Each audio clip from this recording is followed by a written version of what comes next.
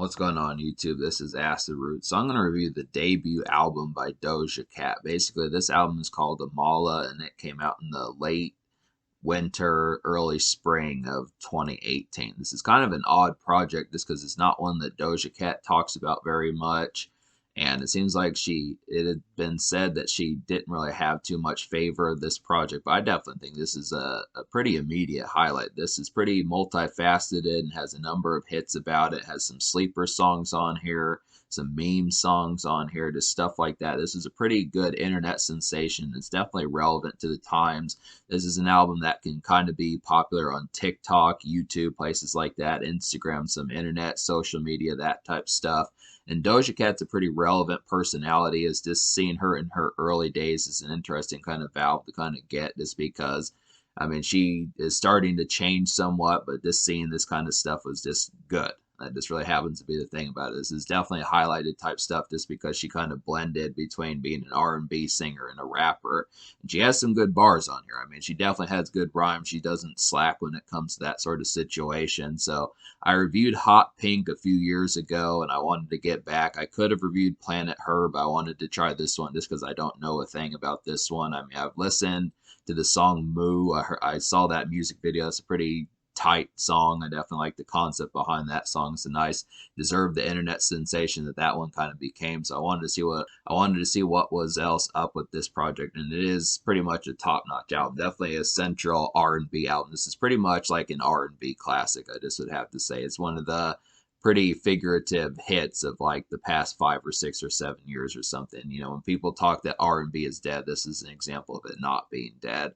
So yeah, Doja Cat really did a good job here. She had the personality and just like the lyrics and that type of stuff to be able to kind of get things in motion. So I'll go ahead and talk about the singles. There were 4 of them because basically this was a 13 song album originally, but when she had some later success with her spare single, she dropped the deluxe edition like almost a year later and put some more songs on there, including Juicy, which wound up being on Hot Pink. So there were either 4 or 5 singles. I'm just going to say that there were 4 just because that's kind of the concept of what the Wikipedia stuff had to say about it. So the first single was Go to Town. Go to Town is a song about getting dome and that type of stuff. Pretty upfront with it. It's a breezy, kind of tied up song. Definitely see it as like a brunch like song. This has a pretty popish kind of energy about it. Despite the song's raunchiness, I would say that this is a pretty breezy morning bop. I definitely kind of like the concept of this, it kind of being like day to day, kind of the stuff that Fifth Harmony and Camila Cabello were doing, just kind of in a bouncy kind of brunch like, just going to get brunch, going to Starbucks and Target, those type places, type bop towards it. This has an interesting kind of feel of it. Good single for Doja Cat to kind of kick off her solo promotion. I mean, she did drop an EP in 2014, but this is nice. This is interesting kind of see this particular aspect as far as that kind of went. The second single is Candy, and this is kind of a trap song, but it's interesting kind of get this just because of the way that this kind of blended R&B and trap music. So this is a nice one. It's a very dusky and kind of buttery smooth kind of song. It's definitely some R&B trap with a lot of bass on here. This has that kind of gem-like feeling towards it. I mean, this can almost be a club song, definitely a cruising out kind of song, but it just kind of has like that. Yeah, it's interesting that R&B music reached trap just because some of these, like Drake was kind of doing it, people like Bryson Tiller and sometimes The Weeknd, that type of stuff, but Doja Cat's a pretty good candidate for doing that sort of thing. This is just a good single and pretty much it's pretty much one of the better songs on the album. Yeah, Candy kind of has like a trumpeted kind of beat. This really kind of is like somewhat brassy, but it's also kind of like has like these keys in the song that are pretty good. I don't know how to describe it, but it's just an overall kind of smooth kind of song. Just take my word that it's kind of a smoother kind of one. This would have to say there. Moo is the internet meme song, and this is the 3rd single. This one became a single just because of the success that the music video had on YouTube and that type of stuff. It's just a really random kind of song. It's a weird type tangent for Doja Cat, kind of signifying being a cow and kind of being on the country and that type of stuff. It's kind of a random song, Doja Cat talking about being a cow and that type of stuff, feeding her farmer McDonald some good stuff, and just kind of having farm innuendos and that type of stuff. It's an interesting little country type tune. It's kind of a slow jam, kind of a meme song. It's an interesting one for that sort of thing. So if you do have like a house out in the countryside or just kind of are with the shit, but also kind of still live out in the sticks or something like that. It's kind of a tune for that sort of concept. It's just kind of more in the countryside and backside of town type theme of it. But it's just interesting kind of get it. It is a pretty nice song. I do recommend checking out the music video as far as that kind of goes. This kind of like country trap in a lot of ways. It's more of like a lo-fi song, but it just works in that kind of it feels like a song that you'd listen to at 2 or 3 in the morning, just some of those like Sandman type tunes, something like that. But that's just kind of the thing. Tia Tamara is the fourth single, and this one's a really leery, kind of funhouse like trap song. This one's a really kind of crunchy club song, but this has like an elastic and kind of taunting kind of beat on here. It's just a real nice kind of trappish kind of club song. It's very caffeinated. It's a very caffeinated song, and by that I mean very hype and just jittery and that sort of stuff. This Doja Cat and this other chick on the song Rico Nasty both kind of just have like leery verses and that type of stuff. It's just an overall highlight. This would have to say this is kind of Doja Cat more in the club. She doesn't necessarily step out in the club very often. Like I feel like Candy kind of was like that, but this is definitely the more preferred club highlight for Doja Cat, just going out and just hanging out with folks who make it rain and just go out to the club and have some drinks and that type of stuff. I mean, I want to say that Doja Cat was at least 21, 22, something like that in 2018. So that's just kind of the concept as far as getting like that sort of thing as far as her stepping out. But it is pretty much a nice highlight. It's just an overall good one. So yeah, I'm going to go ahead and talk about the rest of the songs on the album. So out of 16 songs on here, there were 13 that I recommend. So that's pretty damn good. I'm definitely going to say so. The 13 songs would be Candy, Moo, Tia Tamara, All Nighter, Wild Beach, Wine Pon You, Down Low, Body Language, Fancy, Game, Go to Town, Cookie Jar, and Juicy. So one of the most immediate highlights on here, one of my more favorite songs on here would be All Nighter. This is a very gleamy night bop. It's just an easy night. It's just an easy highlight for a nightclub. Just has that real kind of hit potential. One of the best beats on here, just a real kind of sprawling, swirling kind of club highlight that I think Doja Cat could have stood to have done a few more. I'm not bitching too badly. I'm not bitching too horribly about that concept because this does get a high score, but it is something that's just a real sparkling kind of song from Doja Cat. Just an overall nice one. This one and Tia All Nighter and Tia Tamara are two good nightclub songs for that sort of thing. This would have to say. Juicy, even though I reviewed this song on Hot Pink, but I guess it was a song that came out before Hot Pink, so this is also on the deluxe of Amala, so I would have to say I'll go ahead and count it just because this album came out first. I thought it was just a song from Hot Pink when she was promoting that, but it is on this one. So it's a fluffed up kind of song. Definitely, this song, the version of the song that's on Amala doesn't have Tyga on there, but it is a fluffed up song. It's pretty decent stepping out kind of song. Just overall plushness about women getting fruit up and that type of stuff. Just as far as that kind of goes, just an overall nice kind of plushy kind of highlight. I would say like a nice kind of after hours highlight is Wine Pon You. This one's kind of reggaeton influence, has a cat on here named Conscience. Wine Pon You has a cat on here named Conscious, who seems like a reggaeton type dude. It's very much an after hours highlight. It's just a very lo-fi kind of jam on here, just a slow jam and very casual. Doja Cat has a number of these songs on here. Like some of them I didn't enjoy as much, like Morning Light and then Casual, but I do feel like Wine Pon You is just the correct kind of, I felt like Wine Pon You is the correct kind of altitude for a slow jam in that sort of sense. So there's a lot of, this is kind of a miniature lo-fi album. It does have some jams on here that are just perfect for late night Spotify streaming sessions with some lo-fi kind of slow jam type orientation towards it.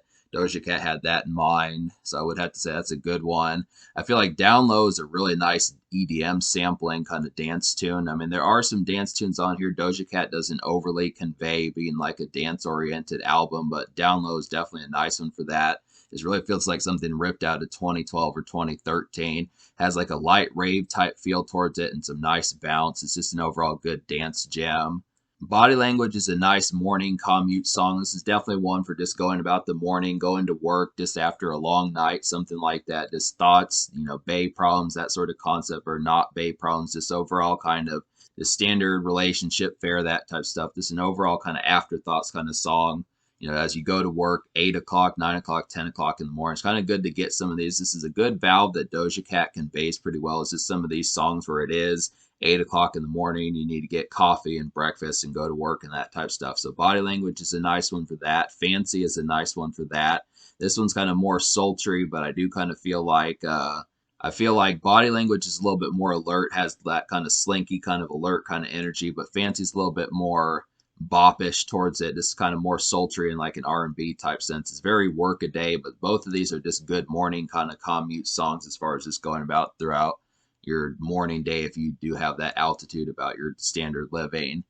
Game is another kind of jivey dance bop. This one's kind of similar to Download, just not quite as EDM influenced. This one's just kind of like a mid-tempo kind of dance bop on here. It does have that jive towards it, but it just feels like Doja Cat didn't really feel like her heart was in these songs, or at least not her 100% energy. It felt like she kind of did them, but they just felt more effortless and kind of less like with emphasis towards it. I just kind of think that this is just a standard kind of almost aimless but still good kind of mid-tempo kind of energy type bop. It has a solid beat on here. It's pretty jivey in that sort of sense. Cookie Jar is another kind of morning commute kind of tied up type song, very workaday, and it's just an R&B cut. So there are some tied up songs on here. I feel like Go to Town, Cookie Jar, Body Language, Fancy. Some of these are just morning kind of standard living type stuff, just within the standard commute and that sort of thing. Very similar to, like I said, like the Fifth Harmony and Camila Cabello and like folks like that, and maybe a little bit of Megan Trainor, some of those type folks, just that sort of thing. So I'd have to say those are some good ones for that. And Wild Beach is like a bleary. I like this song. This is very summery type tune on here. This one just had like Wild Beach had some very bleary kind of summer haze towards it. This really has like these light kind of guitar licks on here that just really make it like something Sean Kingston would do if it were like way out in 2018, something like that. Not just Sean Kingston, but just like Rihanna. Doja Cat, I will say on a side note, sounds a lot like Rihanna out of 2008 or 2010. I wonder if she drew influence from Rihanna, but she does have some similarities kind of in the cadence to how she says things, and in some cases the songwriting. So I feel like Wild Beach is such an example of her sounding similar to Rihanna. But it's a very buttery kind of spring, early summer kind of tune. Really feels like something you'd listen to in April, May, or June. I mean, it is kind of a warm weather tune, but it's not quite August, September, July type stuff. I just feel like it's like early summer, just kind of bleary, kind of balmy type feel towards it. This would have to say. Yeah, I'd probably say that about takes care of it. I think I talked about the 13 songs basically, so I think that about takes care of it. So to talk about the only 3 songs I didn't enjoy, like I couldn't get quite into the vibe with Roll With Us. That one was kind of an odd topic and just kind of an odd song. I mean, it kind of had like some almost acoustic kind of light guitar lick kind of energy, but it just wasn't quite as compelling. It's one of the more kind of more awkward like songs by Doja Cat. And then Casual and Morning Light were just kind of Casual and Morning Light were these kind of late night streaming type numbers for hangout sessions and that type of stuff. And it's good to kind of get some of these, but I don't know, the energy was just very sluggish. I think Doja Cat, it seemed like she put more emphasis into some of these more so than like some sparkish kind of highlights. So it was just kind of, I felt like Doja Cat, it seemed like, I mean, I don't want to put my finger on it 100%, but it seemed more like she was kind of more in like a kind of casual mood more so than stepping out and kind of being more of a personality and that type of stuff. It's not like I'm mad because this is an excellent album. I just kind of look after it. There's just more kind of lo-fi songs on here and more kind of hangout type songs more so than there are nightclub and kind of dance club and that type of stuff moments. So it is kind of oriented towards that, but they are good for like hangout sessions, Morning Light and Casual. So you could pretty much say that pretty much the whole deluxe edition album, which is 16 songs, is just chock full of like good oriented night sessions, especially around females, that type of stuff as far as going around with that. But that's what I connected with. Those are 13 songs. So me scoring this album, I'm going to give it a 10 out of 10 just because I like that many. There's plenty. There are some stepping out tunes. There are some morning commute tunes. There are some tied up tunes. There are some just like this overall summary type tunes and stuff like that as far as that kind of goes. There's plenty of good moments. There's probably at least 2 or 3 each of each type style that I was talking about as far as that goes. Plus the singles are excellent. There's some real good vibes. I like Moo and Candy quite a bit. I like Tia Tamara. I like Go to Town. So some of these are really kind of good oriented type singles. And they're just interesting because this was kind of more where Doja Cat was more of like an internet sensation before she This is kind of where Doja Cat was more of like an internet sensation before she really cracked the mainstream and broke even and started being like a household name before she blew up on TikTok and stuff like that. She was just kind of more of an internet YouTube sensation. And I like these songs. It's her in a more low key sense, seeing that she did well even in that orientation. I liked Hot Pink also. I mean, it's been 3 years. I don't remember what I scored it, but both of these are great 1-2 punch of albums as far as that kind of goes. So I definitely like both of those. The social score, I'll go ahead and give like a 10 out of 10 also. I mean, I can't think of what else to give it just because there's so many songs just oriented towards that. I mean, there's not a ton of guests on here. Just Conscience and Rico Nasty. I mean, I think Doja Cat was just trying to solidify her worth as like a solo musician first. There are more guests on Hot Pink if you want to look up that review and see some of that. But I just would have to say it does have some good stepping out moments. It does have good singles and that type of stuff. I mean, I would have to say maybe if you're looking for like immediate highlights, like the number ones and that type of stuff, I would go with Hot Pink first. But if you just can handle like a more kind of lightly underground and more internet sensation and meme type album, this is the one to get because there is some stuff on here, and this is a pretty good R&B highlight. So there are some ones like Moo, Candy, Tia Tamara. Definitely the singles are good highlights to introduce just for social folks that maybe not wholesomely know about Doja Cat. I just would have to say that's kind of the thing. In terms of the future, like Doja Cat is working on an album that's supposed to be coming out in 2023. I'm definitely going to review Planet Her at some point, and we'll see what happens with Doja Cat's 2023 album. But I'm definitely going to review Planet Her, and we'll see what happens with Doja Cat's 2023 album. But for now, I would definitely have to say that Amala is a pretty excellent highlight.